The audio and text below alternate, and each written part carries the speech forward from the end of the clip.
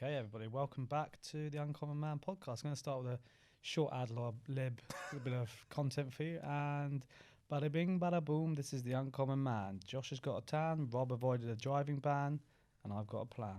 Who wants to start? Don't look at me like that.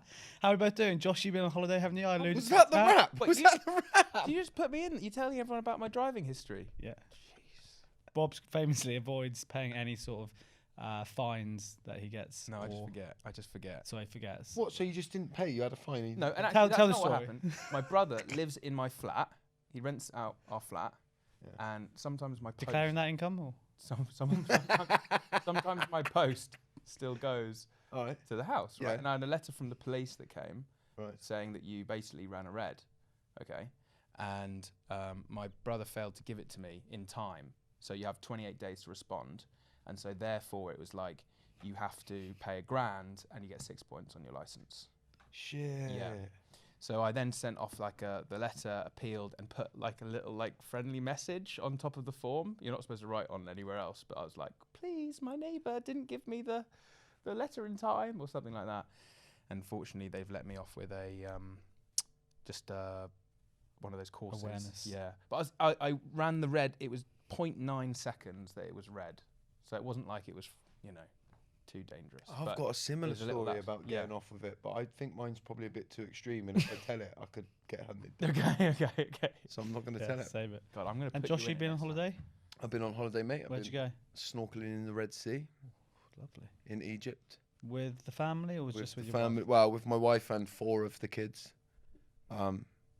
Yeah, mate, snorkeling was amazing. We went to like what's supposed to be one of the best places in the Red Sea. But what I would say is we went snorkeling. Yeah, you've been snorkeling, yeah? Mhm. You've been snorkeling.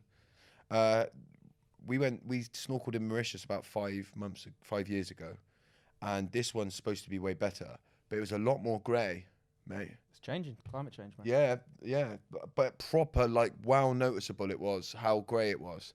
Coral the bleaching. coral. Yeah, coral That is, bleaching. that is, So- that is what's happening. Yeah. Yeah, I'm gonna have my hot shot out of my plastic bottle on that note. And how are you, Mark? What's Yeah, I'm going to go chuck that in the Thames after as well, you're saying. Poor little fish is going to get stuck in it. No, No, not on the equipment. Oh my god. Oh my god.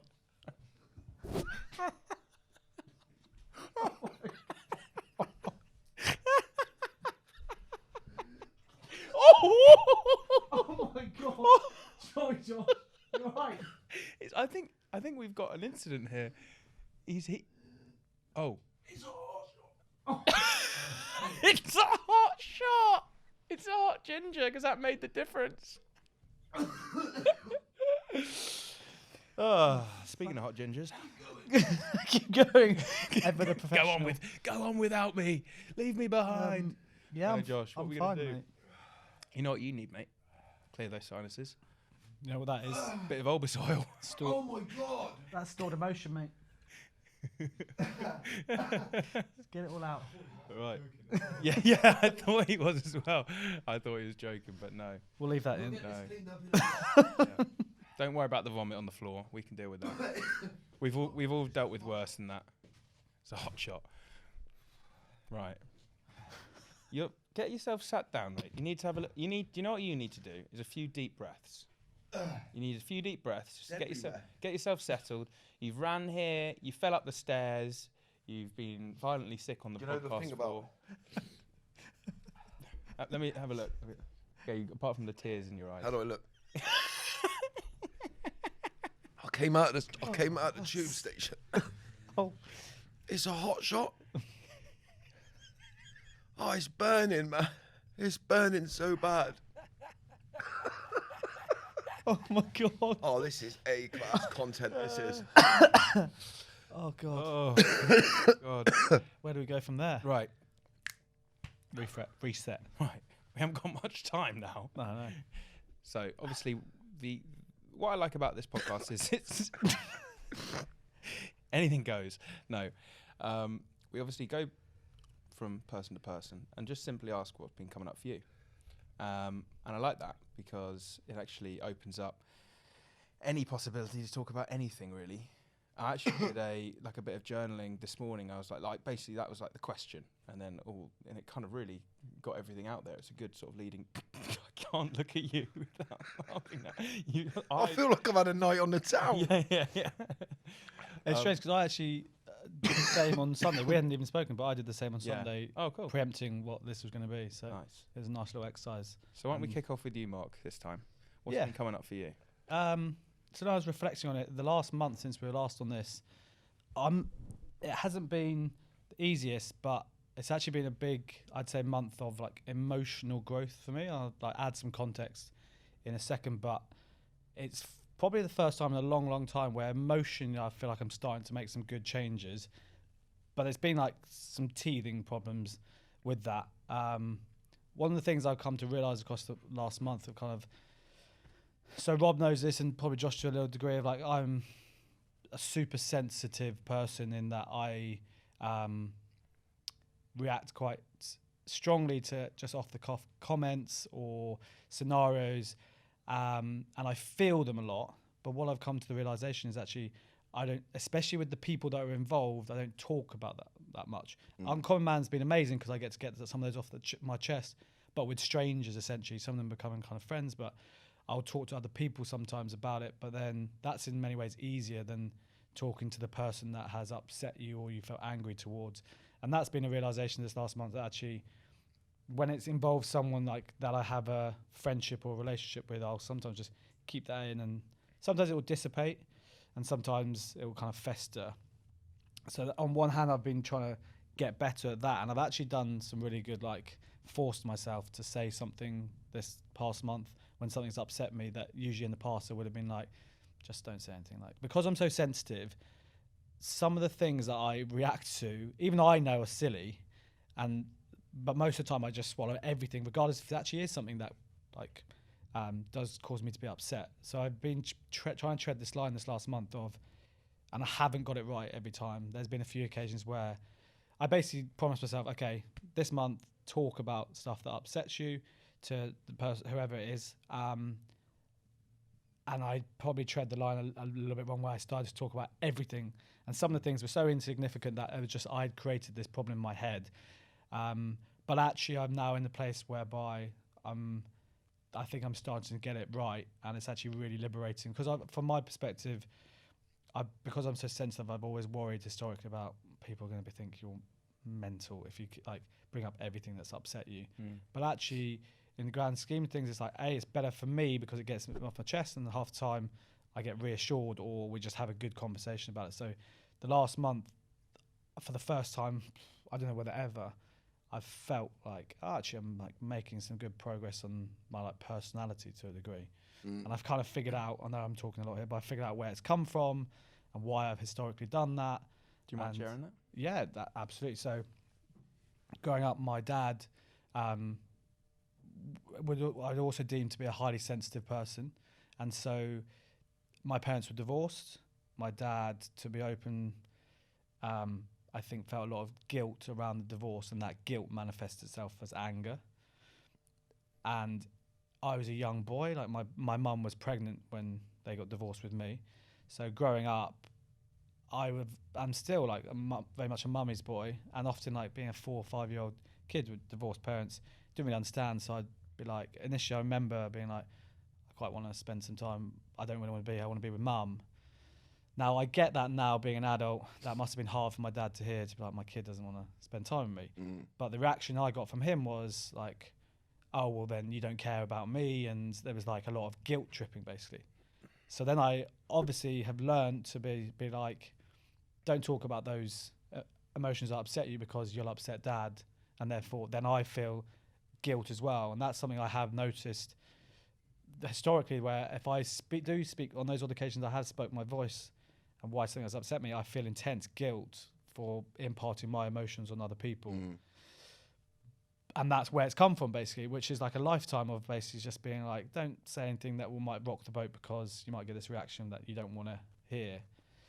But in reality, it's probably just my dad who's super sensitive that has that response. And if I actually open up to other people, which I'm starting to realise, as long as it comes from a good place and they do care about you, then they're going to understand, and they'll either reassure you or say, you know what, I didn't realise that's how you thought. Let's have a bit of a chat about it. But for me, that's actually been a massive, like, I'm quite emotional thinking about it now, because for my whole life I've been so sensitive and worried about what other people think about me or think about my emotions. And then this last month I've come to this realisation that actually it's okay to talk about the things that upset me, because they do upset me, and that's me. And it's okay to be sensitive. And sometimes, like, fuck it, let's just go for it. Like the last 2 weeks, my dad obviously died, and he was super sensitive. And at these sorts of times, I would talk to him about. What, your dad died in the last 2 weeks? No, my dad died 2 years ago. Right. But he was super sensitive as well. Yeah. Historically, I might have talked to him, ironically, about I'm so sensitive and like I get upset at these sorts of things. He's like, I am the same. Like, don't worry. We'd have a chat about it. And like the last few weeks and months, I kind of wanted to talk to him about this, because like he's the one person I ironically could relate to that. And I basically have this like little wooded part near my house with a lake, and when he died I would go and sit there and talk to him, and I hadn't really done it for ages, and I was kind of trying to make this change. I had a little basically a blip where I kind of got it wrong in terms of talking about something that in reality was nothing, and I just had made it something in my head. I just went and kind of spoke to him and had just a big old cry, did a bit of breath work there as no one else around, had a big scream in this woods.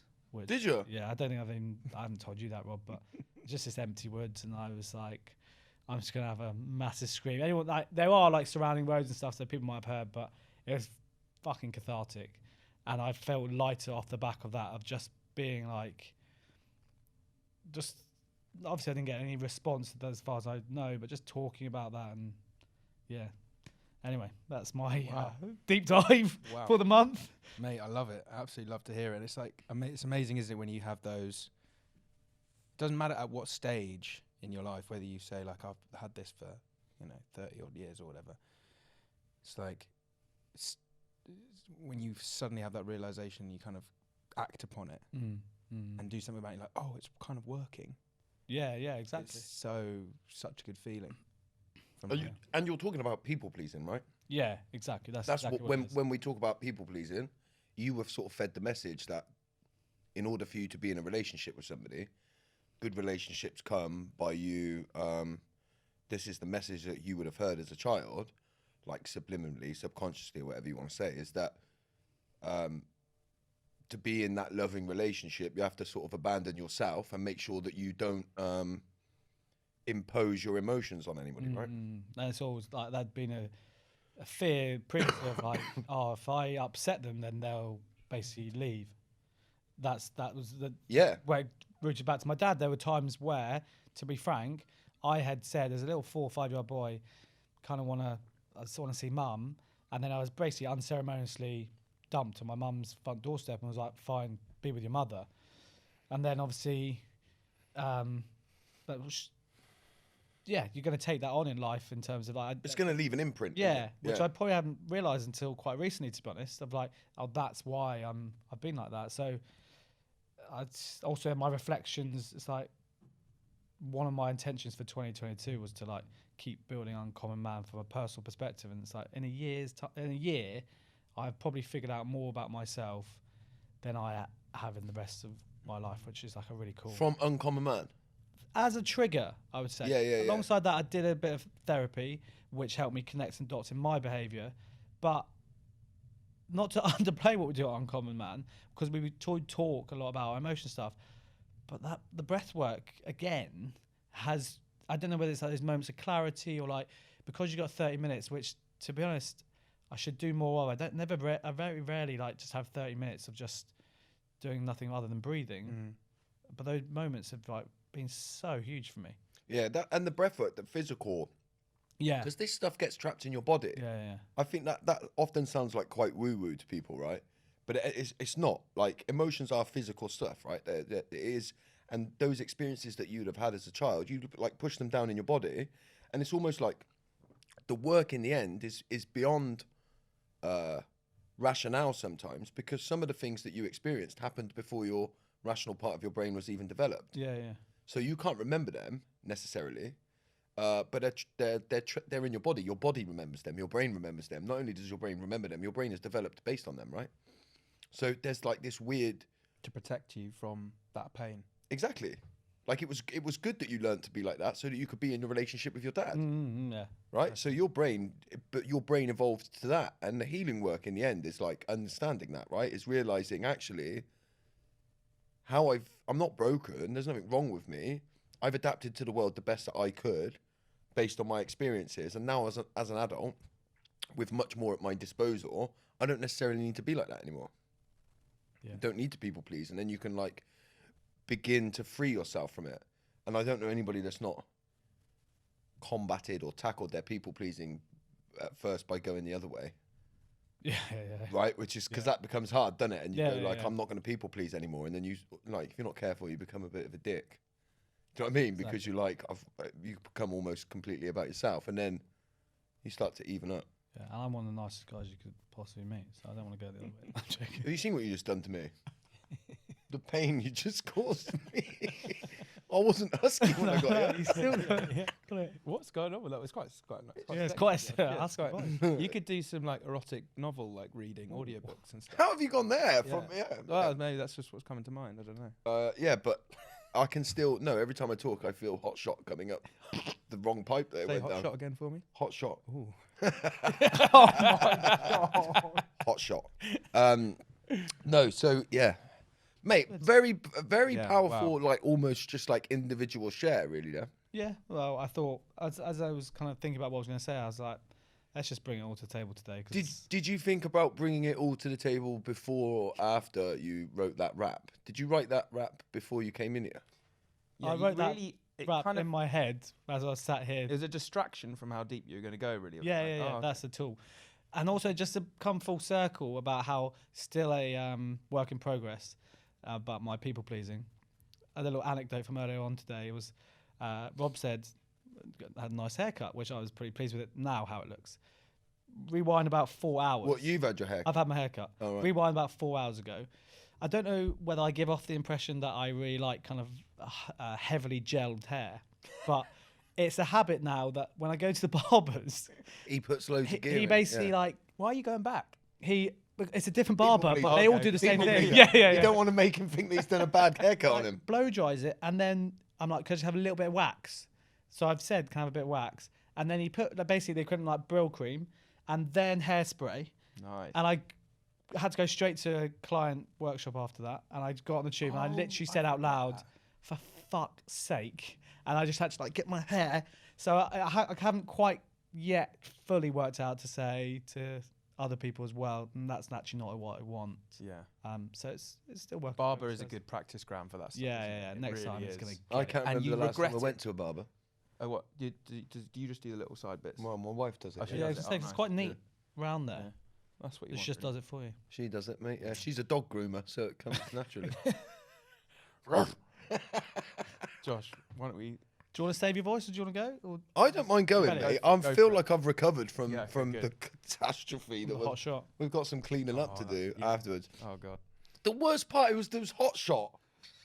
So like you're supposed to shot it because it burns all the way down, doesn't it? And you've made it. You shot it at the moment. and it's all trapped in my fucking windpipe. Better trapped in your windpipe than the fish, mate. Which, interestingly, actually, the thing that I was going to bring to the table today is my difficult relationship. When you two are interesting people to talk to about this, my difficult relationship with food. And everything that comes out of the difficult relationship that I have with food. So the reason I bring it up is before we went away to Egypt, because it was all inclusive that we were going away, about 4 weeks in the run up to it, I threw everything out of the window in terms of the ways in which I eat when I try and eat healthy and stuff like that. And I just thought I'm going all inclusive, so I'm just going to binge eat, right? Before you went. Yeah, for about 4 weeks. So you like warming up, like a warm up. Yeah, like I'm basically, what I'm like with food is like I'm basically get highly addicted to it, highly addicted Yeah. to like bad food. Mhm. Yeah, and so I'm always like I am, I guess, with alcohol, right? I'm always trying to make sure that I'm staying on the path of not being fully in that addiction to food. But I justified not worrying about any of that by saying I'm going on holiday, it's going to be all inclusive, I may as well get on it now. Right. So for 4 weeks I ate like crazy, and then when we got there, I did two days of like proper overeating. And then it got to the third day and it was like, I put all my phone away, so I'd locked my phone in the safe. I was disconnected from the internet and everything. And this one thing that still had power over me was the ways that I was eating. And mate, when I'm in it like that, it makes me as nearly as miserable as when I was drinking. I was going to ask you, like, what was the positive that you were deeming out of starting to eat? Oh, numbing, Earlier innit? on. Escaping. I don't But have to no- deal with anything. Well, there's stuff. But you said, Go on, Rob. Sorry. sorry, yeah, but you said, so you're going on holiday in 4 weeks. Was it to almost like make overeating on holiday less of a thing if it's in a bigger window of overeating? No. It was just like, it would be like saying, it would be like doing dry January, but knowing you're going on a holiday at the end of it and just thinking, sod it, I'm going on a holiday. I may as well get back on the drink now. Right. Okay. What's the point? Yeah. Yeah. Yeah. Okay. So it was a bit, that's what it was, yeah. Yeah. Even though you know in your head that doesn't. Yeah, and that's Yeah. addiction, right? Yeah. That is the thing with addiction. And I think when you look at like things that people are addicted to, the biggest killer drug is sugar, refined sugar in America. You're looking Well, at me yeah. strangely. Well, that's a whole other podcast in itself, isn't it? But so my addiction to that and my addiction to the food, and this is the thing that I think happens, right? When you look at people that struggle with their weight. Now, you've done personal training, haven't you? Yeah, both of us have. You both done personal training, yeah? Would you find that the people that didn't like lose weight, if that's what was their goal, right, would end up lying to you a little bit about? I think it depends. I'd like to think that both Mark and I tried to create a really open environment in which people can bring that to the table. But if they're lying to us, then we don't know if they did or didn't. Because I think what a lot of people would do is lie to themselves, is what Yeah, I'm yeah, saying. Because 100%. the thing about addiction is like, when you can look at an alcoholic and you can say to them, mate, your drinking's ruining your life, like it's getting way out of control, and they'll be like, no, it's not, it's fine, I don't drink on. The thing about the relationship with like, the personal trainer and the client is you don't want them to feed off the sort of approval of the personal trainer. Yeah. If they're dependent on the approval of the personal trainer, then actually they're in it for the kind of the wrong reasons. Yeah. So that's where they might manipulate like whether I did a workout or not. Because actually what they care about more is the personal trainer saying, well done, great job. And they Yeah. get the little dopamine hit from that. They avoid the pain of having to be honest about it. But if you can build a relationship from the start whereby it's like there's going to be times you miss workouts, there's going to be Yeah. times you overeat, it's really important and beneficial for us to explore that as to why, peel back the layers. And did you not find that you end up being more of a life coach than anything else? Yeah, I mean, Mark and I, we talk. I mean, if you go onto food, you literally very, very quickly, if you ask the right questions, end up on much deeper topics, don't you? Yeah. Well, it's the and only way, yeah, because like when and I've said this a million times on loads of different podcasts and loads of different content, when I overeat, it's not because I don't know about nutrition. I don't know as much as you about nutrition, but I know that if you eat a whole tub of ice cream, it's got a load of calories and sugar in Yeah, it. it's so much like food relationships are so deep rooted and complex. Exactly, yeah. And then- But what I'm saying is, when I eat the ice cream, right, and like to bring back to what I was talking about, when I overeat, it's nothing to do with willpower, right? It's to do with my willingness to engage in my emotional, like to be able to work through my emotional stuff properly. Right. So in that 4-week period before holiday, was there stuff going on that you just was too much to engage at the time, and that's why the food was there more No, stuff going on? I think life is like that for me in general. Right, yeah. Like, my wife says to me, it must be so hard to live your life. It must be exhausting. And the truth is like it can be sometimes. Like I have to work really hard just to live a normal life. I have to do a lot of work constantly, all of the time, to not be trying to numb out and take the edge off of life. Like all the time, yeah. And that's you're probably on the more extreme case of things because of like your past and, as you said, some of the addiction you had. But I think also for some people, they just also need to realize that actually, with this, when it comes to health, fitness, nutrition, it's not a thing of like, oh, I'll just do it for like 6 months or a year, and then suddenly that's me sorted. Like, actually, it is quite a hard thing to keep up to do for the rest of your life. And for some people, this isn't to diminish yours, Josh, because I think it's slightly different, but for the general population, they're trying to get a wrangle on exercise and nutrition. It's like, this is a lifelong thing you're going to have to battle with, by the way. Yeah. And it's that cycle, right? Which is, if I don't feel very good about the ways that I look, then I don't feel very good emotionally. So I want to find a way to numb out.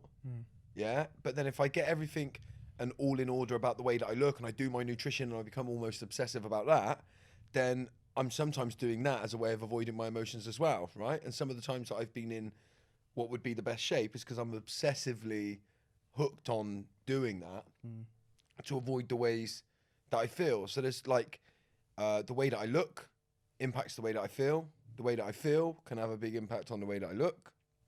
Yeah. You know what I mean? And so when I'm like on holiday and I'm saying to my missus, and these are the things I'm saying to her, like I'm just fat now and overweight. And she's like, you look amazing, you know, like like your wife says, you don't look any different. And the reality is deep down, I know I don't look that different, although I know when I've put a couple of pounds on, I know I have, right? But that's not the issue. That's the symptom. My weight is a symptom, and I start trying to control the symptom. So if I can keep my weight at 14 stone, then I'm all right, yeah?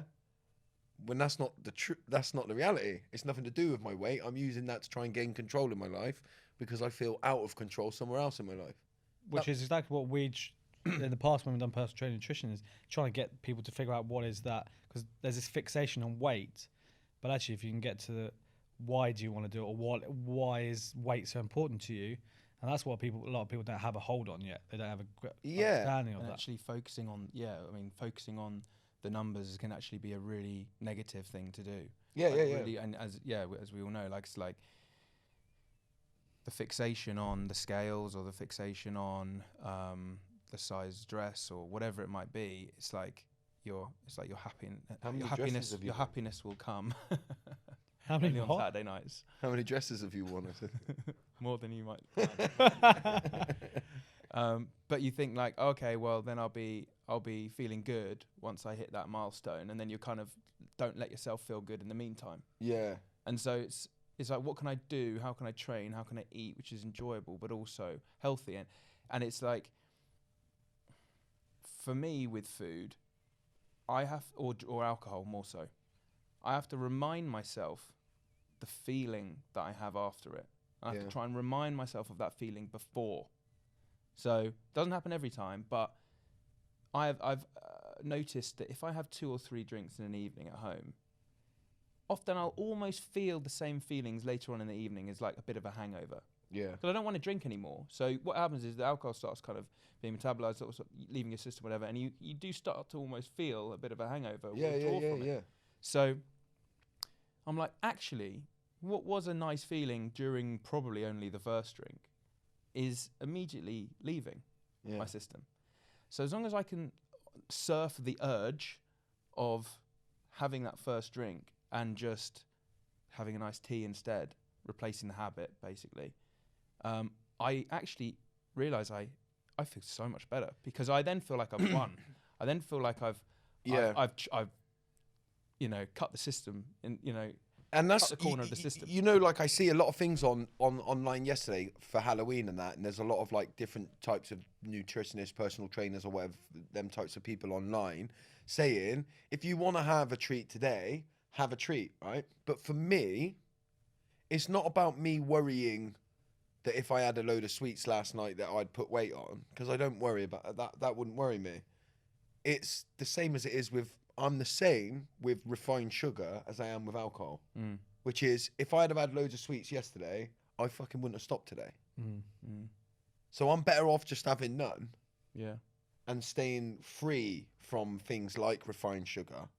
And I mean, I'm talking sweets and chocolate and stuff like that, or even like fast food, because we know that stuff is all made right down to the sweet spot. They study the shit out of that to make sure it's got the right amount of sweet, like sugar and salt in it, so that it's addictive. Or the stickiness or the whatever. So it's all done. So I'm actually best on Halloween going, why would I want to eat chocolate tonight? Like, what am I getting out of it? What do I really want out of it? And what I found is because from day 3 of the holiday, I went, I'm not doing it anymore. I go and I mindfully eat. And when I mindfully eat, it's happy days. I have 3 days of hell when I go from binge eating to mindfully eating. 3 days of thinking I'm hungry all of the time, like looking at chocolate and thinking, oh, just don't eat it, just don't eat it, just don't eat it. And after it's roughly 3 days every single time, now you could sit there and eat chocolate and I wouldn't even want any. Yeah. I'm not remotely, same as if you sat there and had a beer now. Like, I don't think, oh, he's fucking having a beer and I'm not. Because I'm not there. And the same is true. But the problem with food, which is different to alcohol, if I have alcohol, there's a very good chance I'll ruin my life in one night. Yeah? Very good chance. So it's like, just fucking do not do it. But if I have a tub of ice cream and a couple of bars of chocolate and eat until I feel sick, I won't ruin my life. But I might start the cycle again. Yeah. And it won't be that I'll necessarily eat more ice cream tomorrow, but it'll be like, well, you know, then it's not that bad because I'm working through it and I had ice cream Saturday anyway, so what's the matter if I have it on Monday? And then I get back into that healthy relationship with it. And that's when I like restrict and like, then I'll like not eat for a couple of days and then starve myself and then binge eat again. And it's very like all or nothing, isn't it? So it's like, because with the holiday thing, you're like, well, if I can't have the perfect month or the perfect 2 months, even though time carries on after that, and really it's kind of weird to almost be like, it needs to be good in this period of time, but not after that. It's like, what's the point? It's like, and so like you said as well, you were like, oh, well, I had it on Sunday, so what's the difference if I have it today? Yeah, but also, like, with that rationale, what you're doing is you're applying rationale to something that's not rational. Yeah. Addiction's not rational. There's nothing rational about addiction, because if there was, it wouldn't exist. There's a really good book you might like, Josh, called The Hungry Brain by this guy called Stephen Guyenet, who talks about the addictive nature of the foods that we mass produce and our brains and why they're so hyper palatable. Yeah. And a lot of fast food and like confectionery, basically in nature, things that are grown on a tree, in the ground, or an animal, very rarely have a 50-50 split of carbs and fats. Yeah. And what the fast food industry and manufacturing does, create these products that's like 50% sugar, 50% butter or other fat, which our brains perceive as, this stuff is amazing for me, let's just get as much as I can. That's why it's so addictive, because we never get that. Because they make it addictive. Yeah. And that's why I say, when I say helpless, and that's why when I say sugar's the biggest killer, we've got this big war on drugs where, like, if you sell crack on the streets, you're a criminal, and we'll throw you in jail. But the very people at the top in power are producing this fast food sugar stuff, and obesity in that kills way more people. I think so. You can't take the crack dealer off the street and say you're a bad person and you deserve to be in jail for doing that, right? When the person that's pointing that finger at them is the very same person that allows sugar to be forced, a highly, highly addictive drug, to be forced on society, advertised to kids, right? And when obesity kills way more people than crack. So when you actually look at it like that, right, and you actually see what we're talking about when you're talking about sugar, and this is why, and we never talk about food as addiction, right? And you never see the obesity conversation going down the line of, look, maybe you might have some kind of addiction to food. Why do you never see that? Well, because then it would fuck the industry up. And the people in power make loads of money out of the industry. They don't want you to stop eating refined sugar and foods like that because of the way that the money comes. So like we are like fed that message, which you would never feed with any other drug.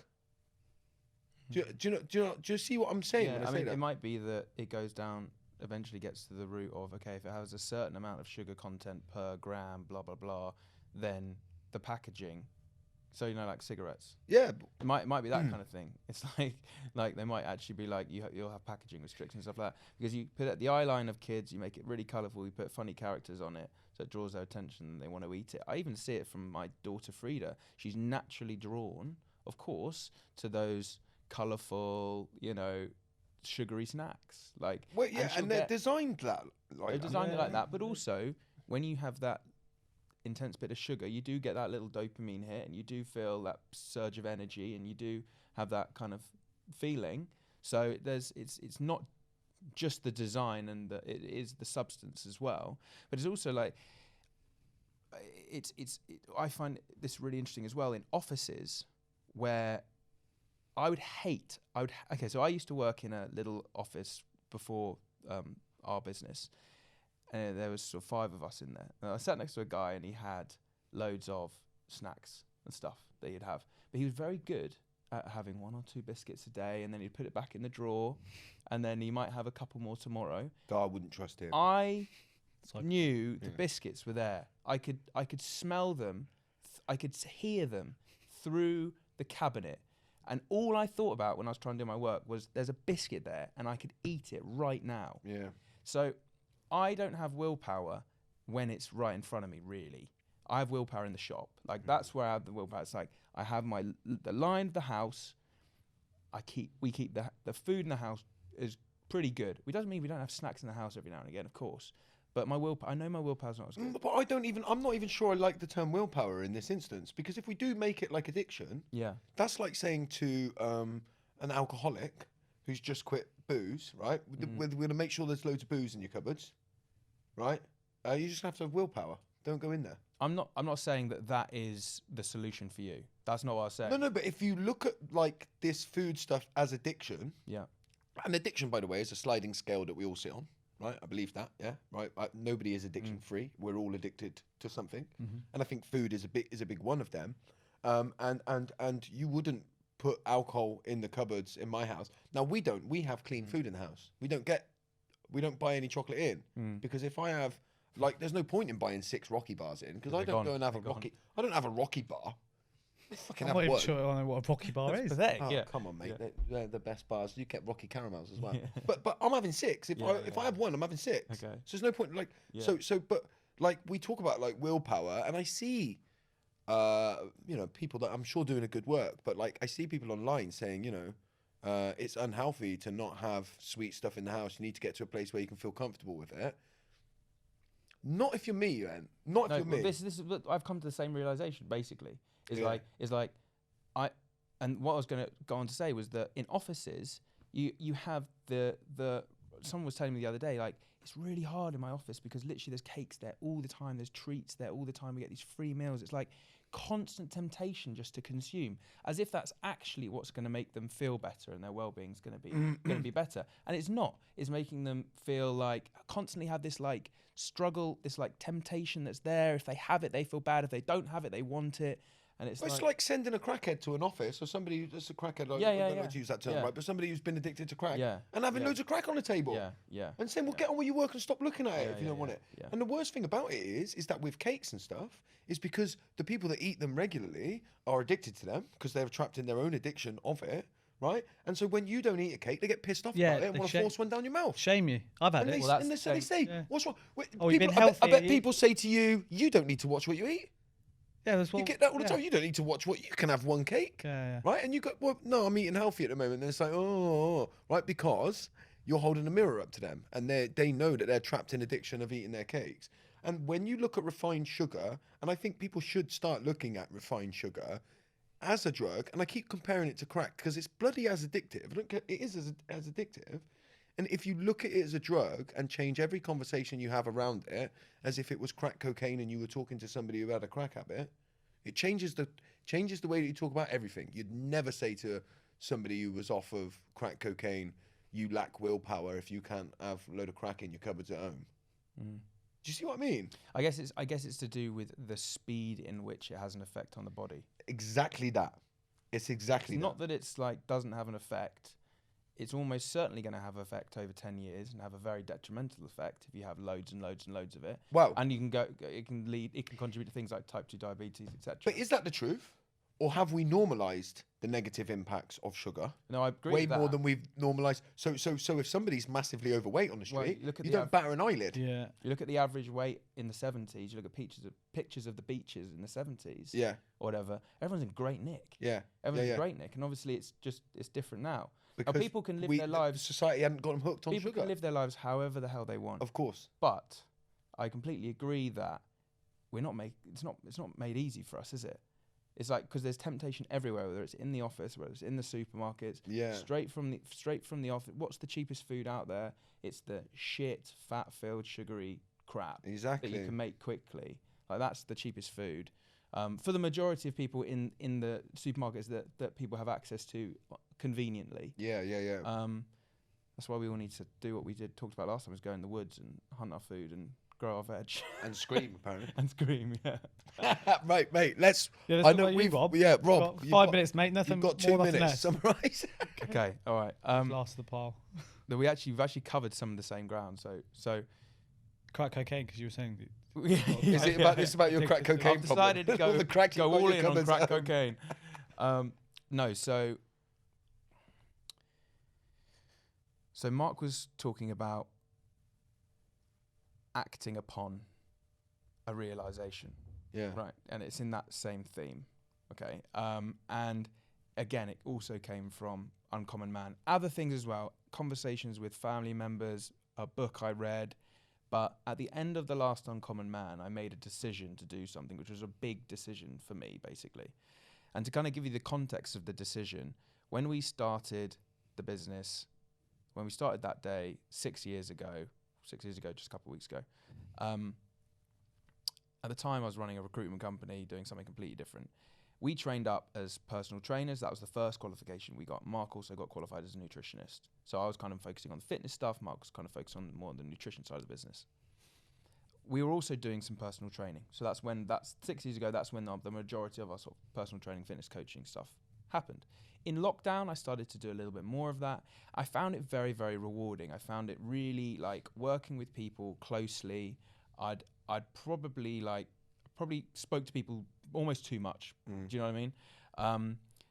And it did at some points get like a bit overwhelming. At one point I had like 23 clients that I was working with in different kind of capacities, and alongside trying to grow and run that day as well.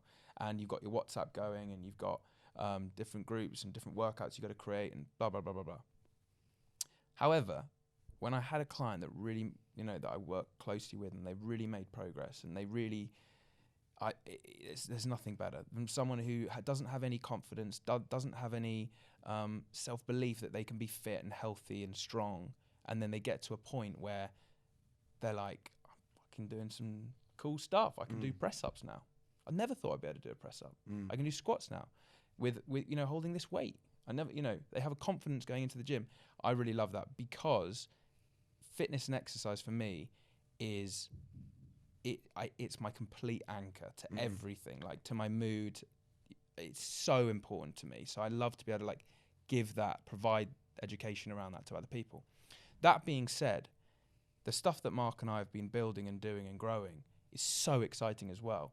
And I've always had this issue whereby everything looks quite sparkly.